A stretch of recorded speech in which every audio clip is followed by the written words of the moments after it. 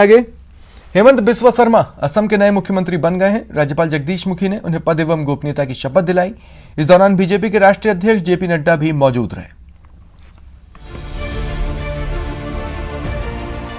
मैं श्री हिमंत बिस्वा शर्माई ईश्वरर नामत शपथ खाई कওঁ जे विधिर द्वारा स्थापित भारतर संविधाনৰ प्रति मैं प्रकृत विश्वास और अनुगत्य पोषण करिम।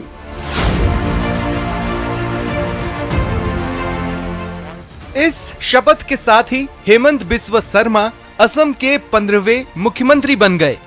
हेमंत को राज्यपाल जगदीश मुखी ने सीएम पद की शपथ दिलाई। हेमंत के साथ 13 कैबिनेट मंत्रियों ने भी शपथ ली। इस शपथ ग्रहण समारोह में बीजेपी के राष्ट्रीय अध्यक्ष जेपी नड्डा भी शामिल हुए। बता दें, असम में हाल ही में हुए विधानसभा चुनाव में बीजेपी गठबंधन ने 75 सीटों पर जीत हासिल की थी। ये जीत ऐतिहासिक रही क्योंकि इस जीत से 70 साल बाद राज्य में गैर कांग्रेसी पार्टी की लगातार दूसरी बार सत्ता में वापसी हुई। इस जीत के बाद रविवार को बीजेपी विधायक दल की बैठक में मुख्यमंत्री के तौर पर हेमंत के नाम पर मुहर लग गई। विधायक दल की बैठक में पूर्व मुख्यमंत्री सर्बानंद सोनोवाल ने ही उनका नाम आगे बढ़ाया था। दरअसल हेमंत बिस्वा शर्मा पूरे नॉर्थ ईस्ट में काफी प्रभावी माने जाते हैं। बिस्वा 2015 में कांग्रेस छोड़कर बीजेपी में शामिल हुए थे। माना जाता है कि उस वक्त बिस्वा के पॉलिटिकल मैनेजमेंट स्किल्स से अमित शाह काफी प्रभावित हुए थे। नॉर्थ ईस्ट में बीजेपी के विस्तार में भी बिस्वा की अहम भूमिका मानी जाती है। इस बार हेमंत बिस्वा शर्मा ने कांग्रेस के रोमेन चंद्र बोर ठाकुर को 1 लाख से ज्यादा मतों के अंतर से हराकर जालुकबारी सीट पर कब्जा बरकरार रखा। शर्मा जालुकबारी विधानसभा सीट से लगातार 5वीं बार विधायक चुने गए और असम के मुख्यमंत्री बने। Bureau report, news 18 network.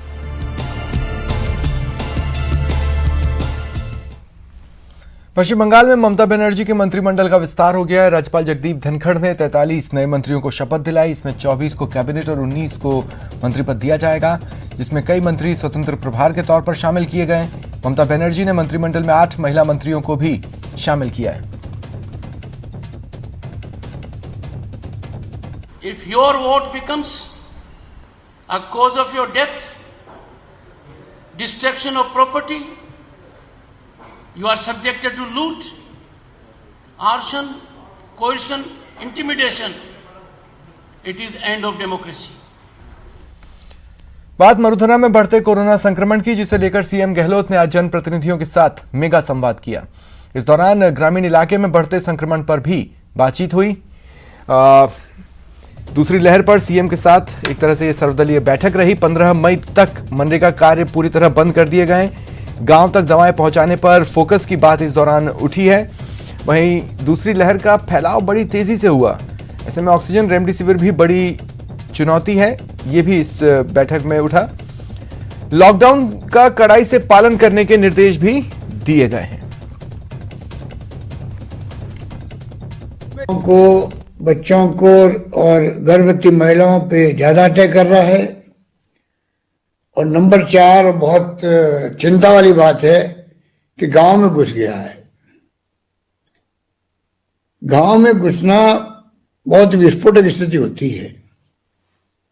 शहरों में सीमित था, सबने कंट्रोल किया, हम कामयाब भी हुए क्योंकि पॉपुलेशन पास पास में होती है, साधन सब मौजूद होते हैं, बड़े बड़े अस्पताल सब शहरों के अंदर हैं।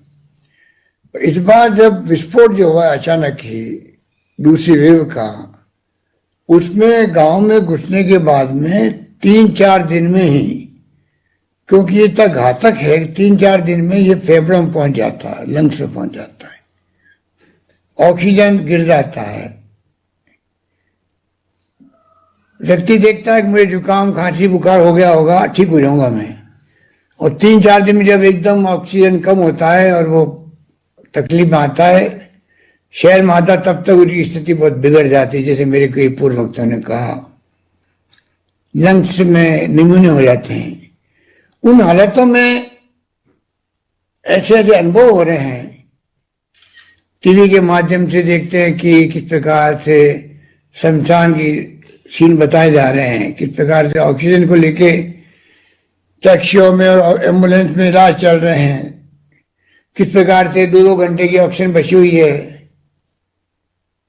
ये खबरें आती है तो दिल दहल जाता है, पता नहीं 2 घंटे बाद क्या होगा, अगर ऑक्सीजन नहीं पहुंची तो अस्पताल में होगा क्या।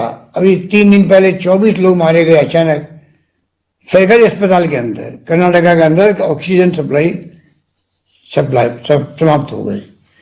ऐसे हालात की किसी ने कल्पना नहीं की थी।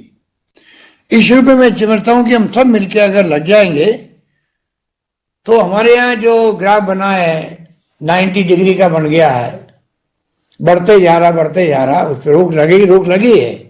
पिछले जो 2 अटेम्प्ट हुए थे, जन अनुशासन पखवाड़ा का भी हुआ, रेड अलर्ट का भी हुआ, उसका असर पड़ा है। पिछले 5-6 दिन से जो है ग्राफ लगभग उसी रेंज में आ रहे हैं। संख्या चाहे संक्रमितों की हो 14, 15, 16 हजार के आसपास, और चाहे मरने वालों की हो, तो अदरवाइज तो ये 160 की बजाय अभी तक तो 200-250 तक पहुंच जाता। इसलिए जो कुछ भी कर सकते अपन कर रहे हैं, उसका लाभ मिल रहा है। ये 15 दिन अपने बिता दिए अगर ढंग से, तो आप निश्चिंत रहें, 15 दिन के अंदर अंदर मुझे पूरा यकीन है कि आप सबके आशीर्वाद से हम लोग फ्लैट हो जाएंगे, नीचे आने लग जाएगा कर्व, संक्रमितों की संख्या भी और मृतकों की संख्या भी। वो हमारे लिए सुकून की बात होगी। वहीं सीएम की बैठक को लेकर सांसद राज्यवर्धन सिंह राठौड़ ने एक वीडियो के जरिए सरकार से ऑक्सीजन कमी को लेकर सुझाव दिए, साथ ही सांसद निधि से मदद का भरोसा भी दिया। आपकी सभी जनप्रतिनिधियों से बातचीत चल रही है, ये बैठक चल रही है, लेकिन अपनी बात रखने का मुझे मौका नहीं मिला, इसलिए ये वीडियो में बनाकर जो मुख्य बिंदु हैं वो आप तक मैं पहुंचा रहा हूं। कोरोना की इस आपदा के अंदर ऑक्सीजन की कमी है और कॉन्सेंट्रेटर अगर आ जाए तो उससे काफ़ी लोगों को राहत मिलेगी, लेकिन जब हम मैन्युफैक्चरर से बात करते हैं तो आसान नहीं रहता उनसे चंद ऑक्सीजन कॉन्सेंट्रेटर मंगवाना। लेकिन अगर राजस्थान सरकार ऑक्सीजन बनाने वाली ऑक्सीजन कॉन्सेंट्रेटर की कंपनी से बात करेगी तो उससे बहुत लाभ होगा। मेरी रिक्वेस्ट है कि राजस्थान सरकार जितना एमपी लैड फंड है, एमएलए का जो फंड है जो इकट्ठा हुआ है, प्लस राजस्थान सरकार का फंड, आप मैन्युफैक्चरर से सीधे बात करिए और सीधे बात करके अगर जरूरत पड़ती है तो एयर इंडिया का हवाई जहाज चार्टर करिए और चार्टर करके इन ऑक्सीजन कॉन्सेंट्रेटर्स को तुरंत मंगवाइए। उसी के साथ साथ ऑक्सीजन बनाने के जो प्लांट हैं वो भी 15 दिन में लग जाते हैं। आप सांसद कोष से पैसा लीजिए और ये ऑक्सीजन प्लांट तुरंत अलग अलग जिलों में लगवाइए। दूसरी बात, आपने चिरंजीवी योजना की बात करी। माननीय मुख्यमंत्री जी, मात्र 336 प्राइवेट हॉस्पिटल रजिस्टर्ड है चिरंजीवी योजना के अंदर।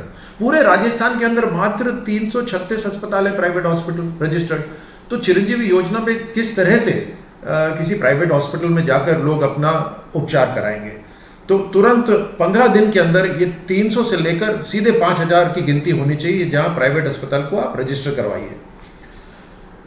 आपने बात करी कि स्टेट फाइनेंस फंड से आप 50,000 रुपए दे रहे हैं सभी सरपंचों को ताकि वो ऑक्सीजन कॉन्सेंट्रेटर खरीदें। माफ कीजिए, बट 50,000 में ऑक्सीजन कॉन्सेंट्रेटर नहीं आएगा और एक सरपंच एक ऑक्सीजन कॉन्सेंट्रेटर कहां से लेकर आएंगे?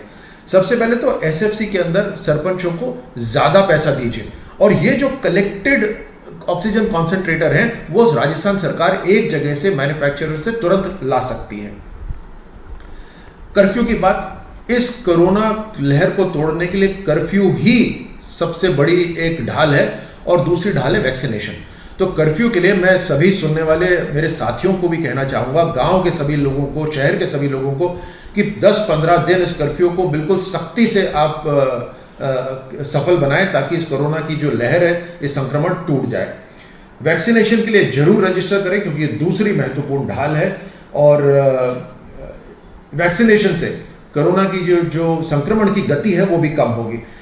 एक और बात है माननीय मुख्यमंत्री जी, ये ब्लैक मार्केटिंग जो हो रही है, ये काला बाजारी जो हो रही है, इसके ऊपर तुरंत कार्रवाई करी जाए ताकि ये काला बाजारी भी बंद हो।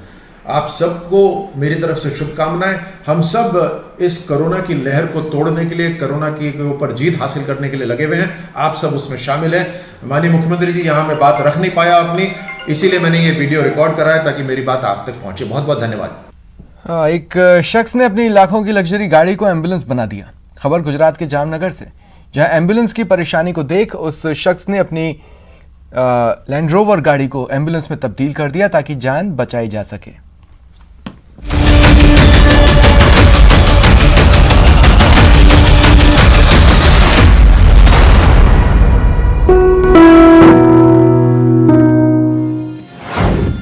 एम्बुलेंस की थी कमी तो अपनी कार दी।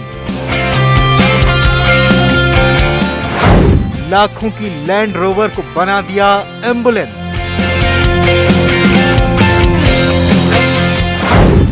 बचानी है जान तो सारे शौक कुर्बान।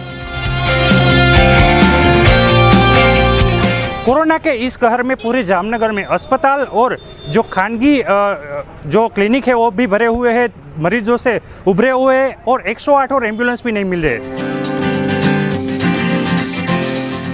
कहते हैं ना कि संकट के समय ही व्यक्तित्व की पहचान होती है। कोरोना ने अंधेर मचा रखा है। परेशानियों से पूरा देश जूझ रहा है और इन परेशानियों के बीच भी इंसानियत निखर रही है। ने 50 बेड का कोविड सेंटर खोला है। उसके लिए उसमें एम्बुलेंस नहीं थी, उसमें मैंने एम्बुलेंस दी है। उसको जब तक कोविड सेंटर चालू रहेगा जब तक मैं उसमें रखूँगा गाड़ी। इस शख्स का नाम भरत कंसागरा है, जो गुजरात के जामनगर में रहते हैं। इन्होंने अपनी लाखों रुपए की लैंड रोवर कार को एम्बुलेंस में बदल दिया ताकि कोरोना मरीजों को एक समाज सेवी संगठन की ओर से चलाए जा रहे वैकल्पिक अस्पताल तक पहुंचाया जा सके। कोरोना से खुद को बचाने के लिए सुनिए इन्होंने क्या किया। कोरोना में संजीवनी समान वैक्सीन है, मैंने भी वैक्सीन ली है।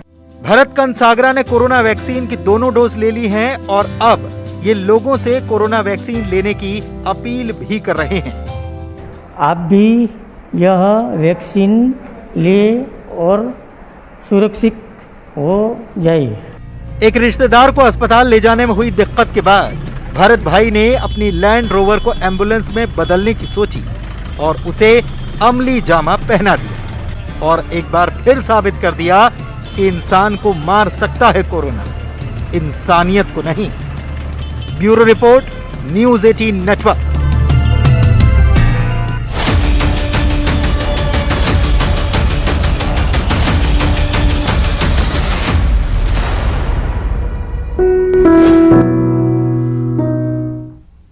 और अब देखते हैं टॉप 10 क्राइम।